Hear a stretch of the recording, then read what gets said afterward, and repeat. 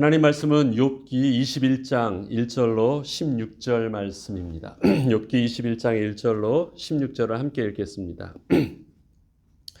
욥이 대답하여 이르되 너희는 내 말을 자세히 들으라. 이것이 너희의 위로가 될 것이니라.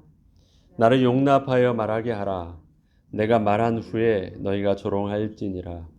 나의 원망이 사람을 향하여 하는 것이냐? 내 마음이 어찌 조급하지 아니하겠느냐?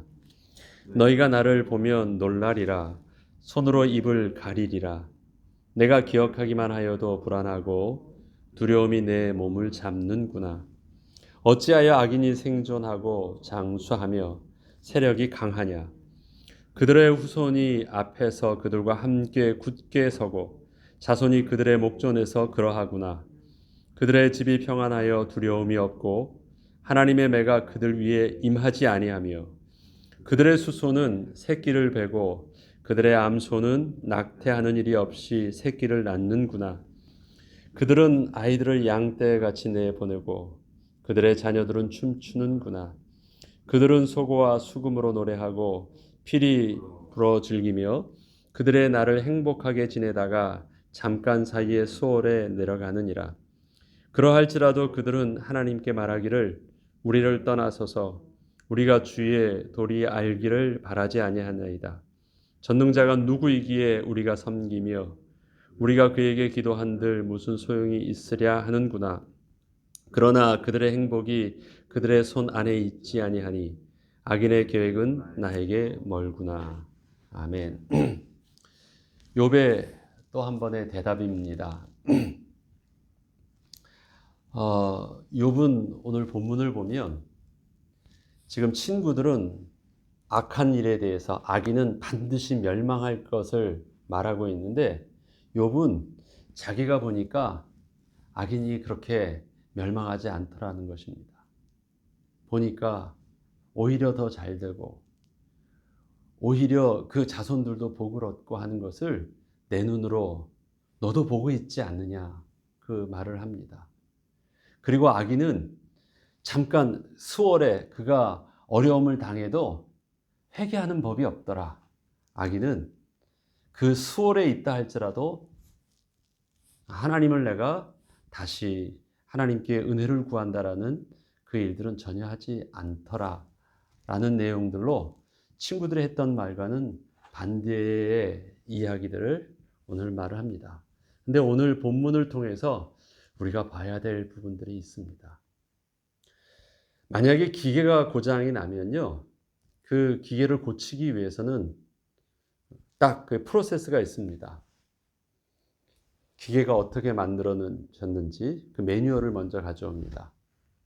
그리고 그 매뉴얼대로 또 기계의 구조를 보고 기계가 이렇게 망가졌구나. 원인이 여기 있구나.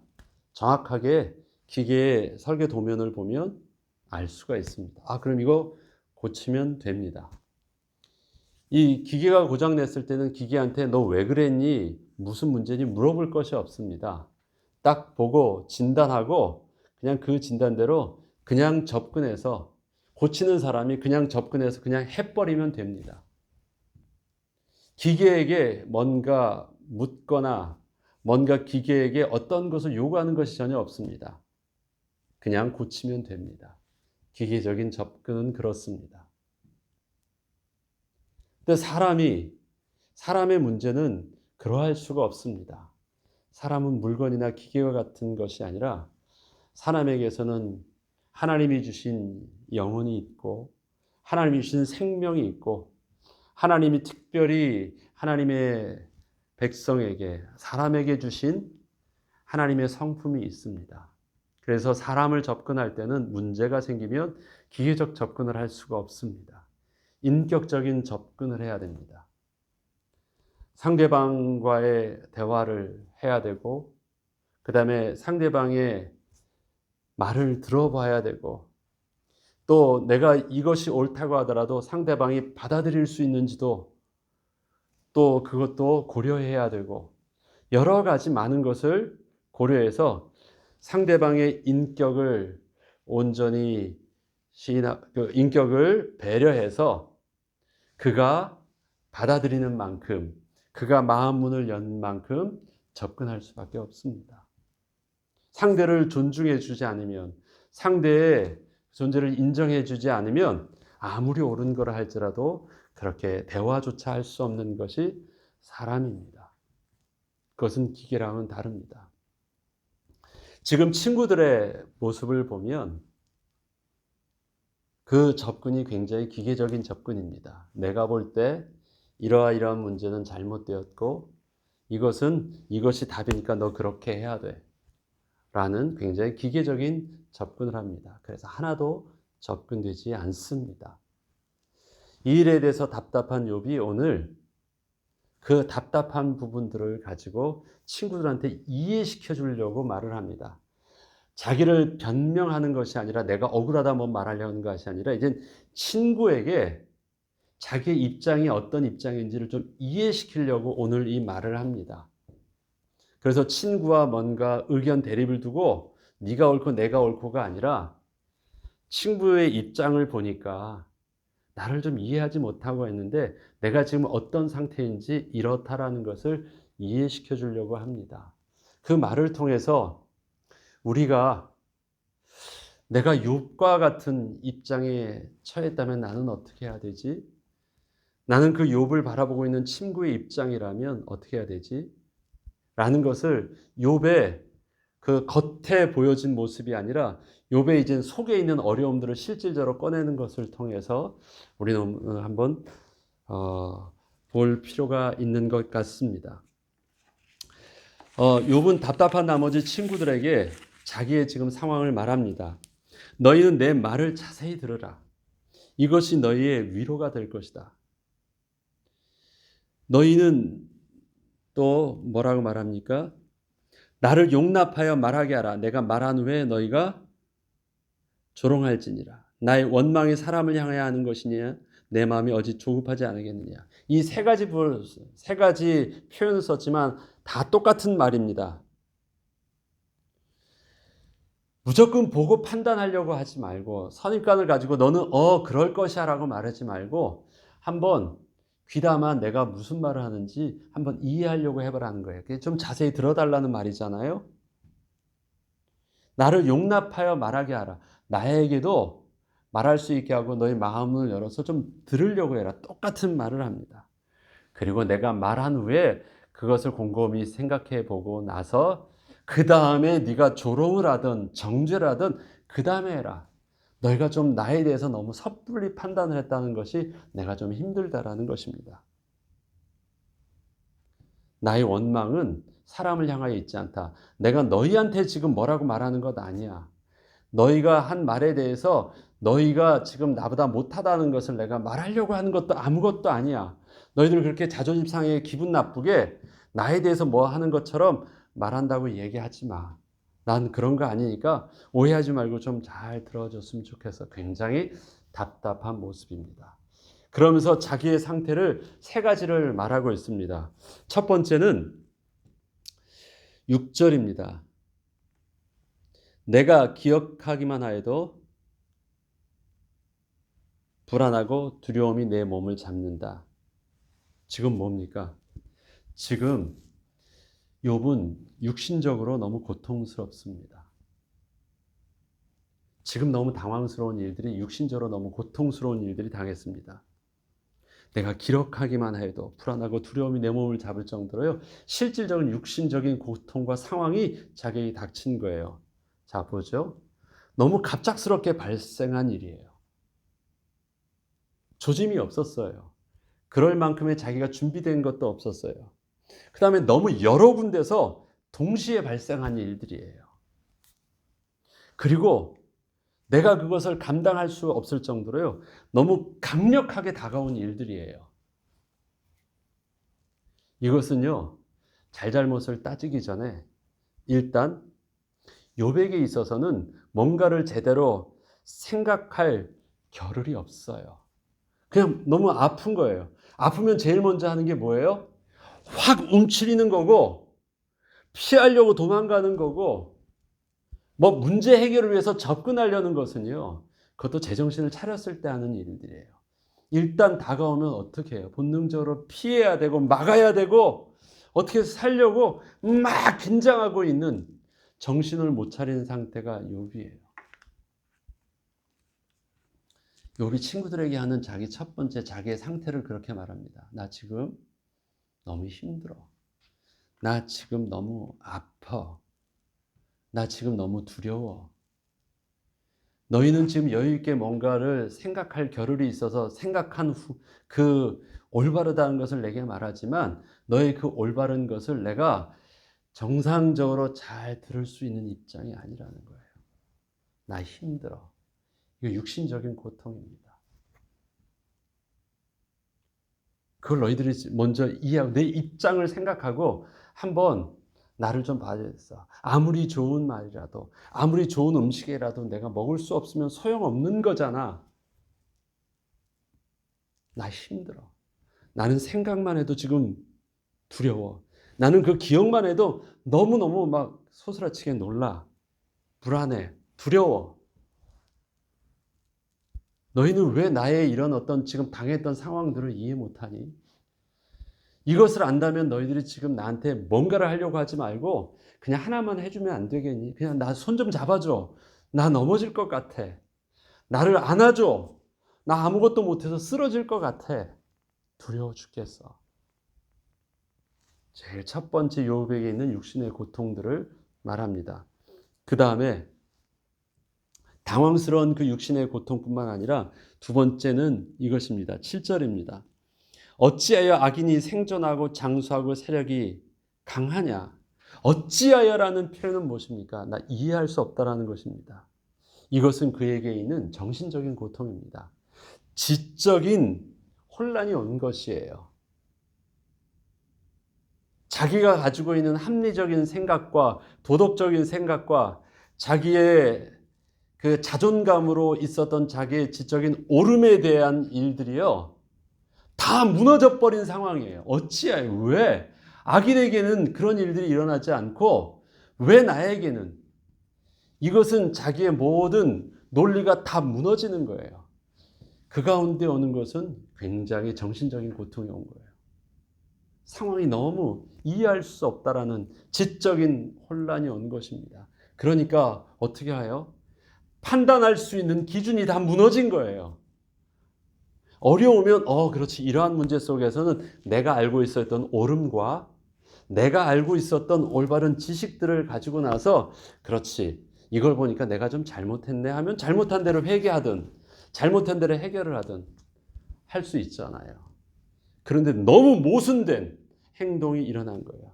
그래서 나는 지금 이해할 수 없어. 그래서 뭔가를 어떻게 할 수 있는 한 발짝도 나갈 수 없는 상태란 말이야. 나는 이해할 수가 없어.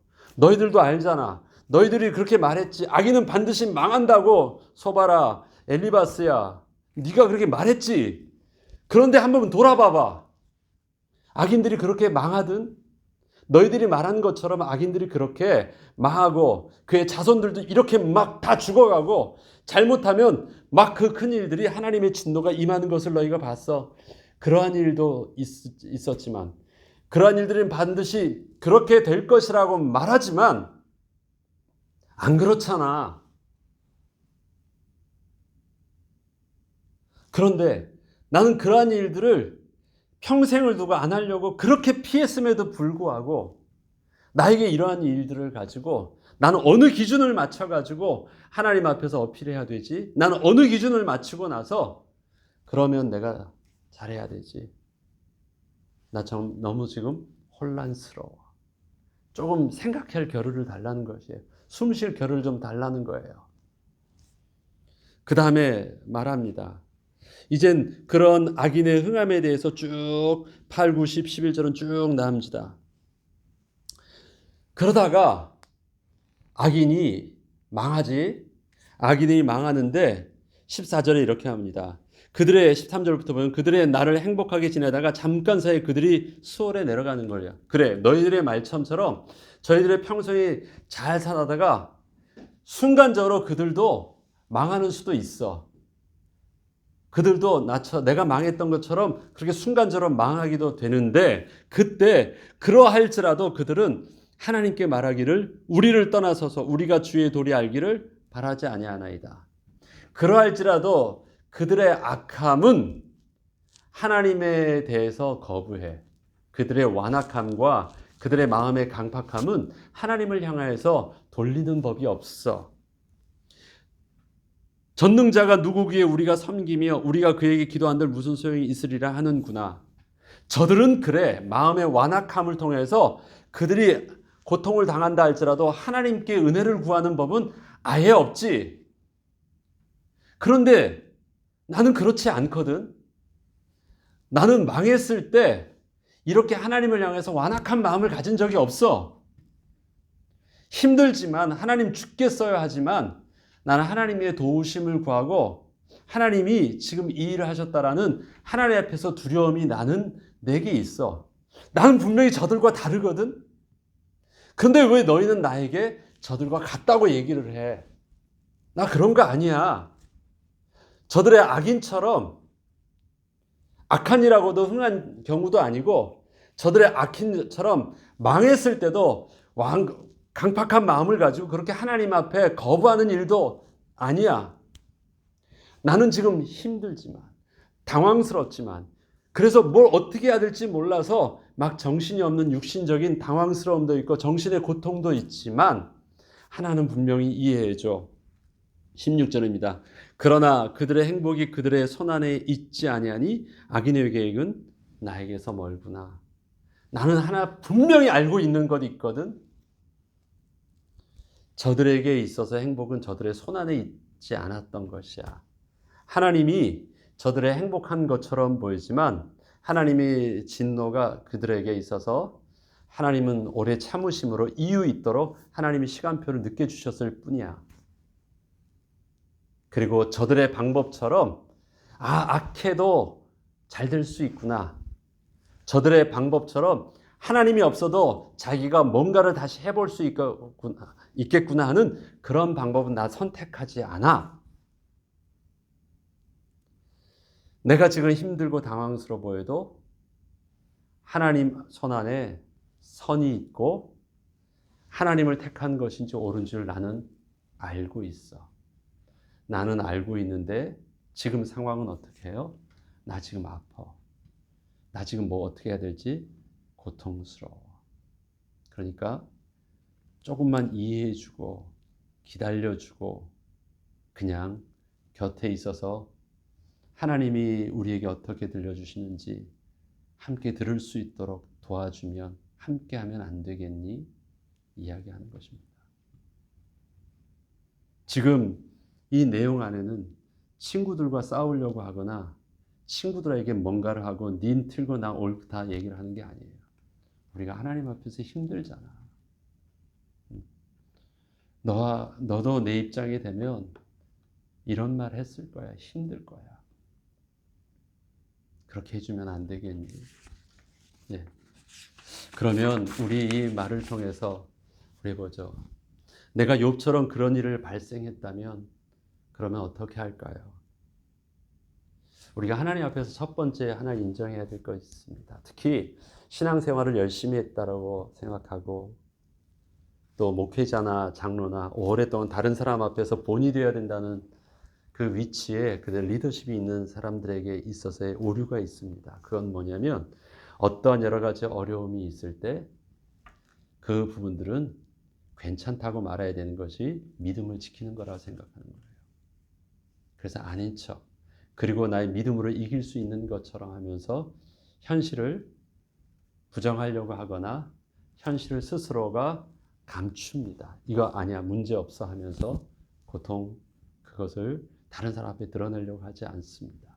문제 있는 것처럼 보이기 때문에 그렇습니다. 그러나 그것은 나의 불신앙 때문에 나의 죄 때문에 생겼거나 내가 그렇게 육신적으로 아무 문제가 없는 것이 아닙니다. 저에게도 이런 경험이 있거든요. 저에게도 굉장히 어려움 속에서 감당해야 될 힘든 일들을 제가 해야 됐습니다. 내가 흔들리면 다 흔들릴 것 같고 내가 문제 생기면 그것이 문제 있을 것 같아서 그렇지. 이러한 일들이 드디어 나에게도 생겼구나. 그러면 나는 내가 그동안 가르쳤던 대로 믿음에 담대하게 서서 하나님 앞에서 신뢰하고 나아가야지. 그래서 그동안 내가 준비했던 대로 그 일들을 능히 감당하려고 스스로를 컨트롤하기 시작했습니다. 괜찮은 줄 알았어요. 언젠가 한번 저도 말씀을 드린 적이 있는 것 같은데요. 막 그렇게 열심으로 집중하면서 막 했는데 제가 어느 날 화장실에서 제가 오줌을 누는데 제 오줌에서 피가 나는 걸 봤어요. 이상하다. 나 괜찮은데? 왜 그러지? 나 괜찮은데? 몸이 그렇게 아픈 것 같지도 않았는데? 그리고 곰곰이 생각해 봤습니다. 나는 괜찮다고 말하고 있는데 내 몸은 실질적으로 스트레스를 받고 있다는 거예요. 그것을 스스로가 부정하고 거부하고 나는 이것을 능히 이기고 있는 줄 알았어요. 그건 버티고 있는 것이었지 그것이 하나님 안에서 내가 누리는 평안함과 안정감은 아니었어요. 그동안 내가 훈련되었던 신앙의 그 꺼풀과 내가 많은 사람 앞에서 내 위치라는 그 직분이라는 옷이 스스로를 감추려고 하는 것에 익숙해져 있을 뿐이지 나는 정상이 아니었어요. 그래서 스스로가 뭔가를 하려고 했었는데 그렇지 않았어요. 제가 그것을 그냥 하나님의 음성으로 듣고 그때 기도의 제목을 바꿨습니다. 하나님 나 힘들어요. 도와주세요. 나 못하겠어요. 그때는 그 전까지 내가 하나님 이렇게 하겠습니다. 이렇게 할 수 있도록 하나님 지킬 수 있도록 굉장히 의지적인 모습이었지만 그 다음부터는 하나님 나 아파요. 도와주세요. 내 마음에 평안 주세요. 정직하게 나의 상황을 인정할 수 있는 계기가 됐던 기억이 있습니다. 그렇습니다. 하나님이 아프게 하신 거예요. 욥에게 아프게 하신 거예요. 그러면 어떻게 해야 돼요? 아프다고 해야 돼요. 그런 경우는 아니지만 이런 거 있잖아요. 내가 애들을 때릴 때는요. 아프라고 때리는 거예요. 그런데 안 아프다 그러면은 어떤 일이 일어날까요? 안 아프다고 하면 때리는 의미가 없어요. 때리는 입장에서 그걸 때려다 안 아프다 얘기를 하면요. 거부하고 있다는 말과 똑같은 거예요. 네. 아파야 돼요. 그리고 어떻게 해요? 약하게 때려서도 크게 아파하면서 잘못했다고 해야 돼요. 지금 욥의 입장에서 약간의 표현은 좀 그런 입장은 아니지만 욥에게 주어져 있는 상황은요. 충분히 아픈 거고 충분히 고통스럽고 충분히 당황스럽고 충분히 이해할 수 없는 일들이에요. 내가 하나님의 도우심을 구하려면 제일 먼저 뭐부터 해야 되느냐? 인정해야 돼요. 아픈 거 맞아요. 또 친구가 그 욥을 도와주려고 하면 제일 먼저 뭘부터 봐야 돼요? 그가 지금 잘잘못을 따지기 전에 지금 저 상황은 아픈 상황이에요. 심지어 잘못을 했다 손치더라도 그것을 먼저 말할 경우가 아니에요. 그 아픈 거예요. 어저께요, 제 아침에 이제 유튜브 이렇게 우연히 제 그냥 유튜브 앱에 떠서 하나를 보는데 이것입니다. 어느 그 젊은 엄마가 아이가 아파가지고 병원을 가게 됐어요. 너무 마음이 급해가지고 남편은 출근했고 막 급해서 이제 병원으로 조급한 마음으로 막 가다가 급하게 차선 변경을 하다가 옆에 차 있는 줄 모르고 그냥 급하게 해서 옆에 있던 차의 그 옆쪽을 긁은 거예요. 너무 당황스러웠죠. 그래서 차 가전편에 섰습니다. 이 젊은 아이의 엄마가 내렸고 그쪽에서도 이제 중년의 아줌마가 내리셨어요. 너무너무 당황스러우니까 죄송합니다. 잘못했어요. 어떻게 해드릴까요? 막 하고 있는데 그것을 가만히 보고 있던 그 피해자 아줌마가 이게 이 블랙박스에 찍혔더라고요. 젊은 여자 그 블랙박스에 그게 이제 찍혀서 본 거를 이제 나중에 남편이 보고 나서 너무 감사해서 이걸 뭐 올렸다고 하는 내용이었는데 너무 당황스러워하니까 그 피해자였던 아줌마가 아무 말 하지 않고 그냥 이렇게 딱 안아주는 거야. 아유, 힘들죠. 괜찮아요, 괜찮아요, 괜찮아요. 지금 아이가 아프다고 하는데 그냥 얼른 가사라. 이 사고는 나중에 해도 되니까 놀라지 말라고, 걱정하지 말라고. 너 괜찮냐고. 그리고 꼭 아주 몇 번을 안아주더라고요. 그리고 이렇게 이제 보내는 거를 찍은 거예요. 나중에 그거를 그 아줌마랑 인터뷰하는 거예요. 왜 그때 그렇게 하셨냐니까 자기 딸 생각이 났대요.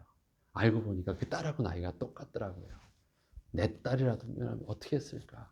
내 딸도 이랬을 텐데. 그래요.